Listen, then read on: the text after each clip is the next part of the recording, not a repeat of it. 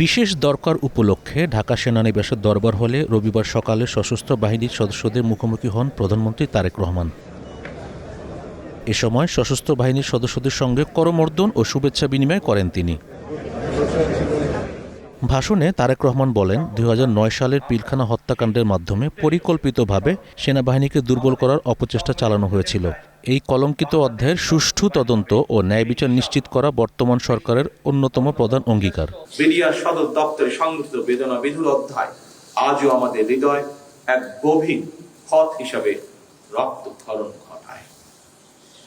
সেই ট্র্যাজেডিতে আমরা আমাদের শ্রেষ্ঠ সন্তানদেরকে হারিয়েছি, যার সুষ্ঠু তদন্ত ও ন্যায় বিচার নিশ্চিত করা বর্তমান সরকারের একটি অন্যতম অঙ্গীকার। প্রধানমন্ত্রী আরও বলেন, সশস্ত্র বাহিনী কোনো ব্যক্তি, পরিবার বা রাজনৈতিক দলের ব্যক্তিগত সম্পত্তি নয়, বরং এটি রাষ্ট্রীয় সার্বভৌমত্ব ও মর্যাদার প্রতীক। ২০২৪ সালের গণ-অভ্যুত্থান পরবর্তী অস্থিতিশীল সময়ে এবং অন্তর্বর্তীকালীন সরকারের পুরো মেয়াদে শিল্পাঞ্চল রক্ষা ও অর্থনৈতিক চাকা সচল রাখতে সেনাবাহিনীর ইতিবাচক ভূমিকার ভূয়সী প্রশংসা করেন প্রধানমন্ত্রী।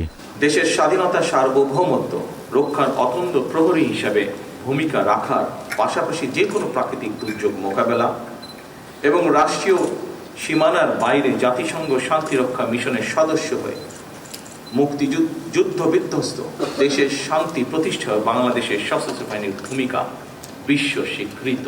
সেই সাথে জুলাই সনদ এর প্রতিটি দফা বাস্তবায়নের মাধ্যমে রাষ্ট্র মেরামতের যে স্বপ্ন সাধারণ মানুষ দেখেছে তা পূরণে সরকার বদ্ধপরিকর বলেও জানান তারেক রহমান। শুধুমাত্র আর্থসামাজিক কর্মসূচি নয়, রাষ্ট্র মেরামতের লক্ষ্যে বিএনপি সরকার জুলাই সনদ স্বাক্ষর করেছিল। যেভাবে সনদ স্বাক্ষর করা হয়েছে, বর্তমান সরকার স্বাক্ষরিত সনদের প্রতিটি দফা যথাযথভাবে বাস্তবায়ন করতে বদ্ধপরিকর। এ সময় সরকার প্রধান বলেন, আধুনিক ও বহুমাত্রিক সশস্ত্র বাহিনী গড়ে তোলার মাধ্যমে ভবিষ্যতে বিশ্বমঞ্চে শক্তিশালী অবস্থানের জানান দিবে Bangladesh. Iftikhar Mahmud, green news desk.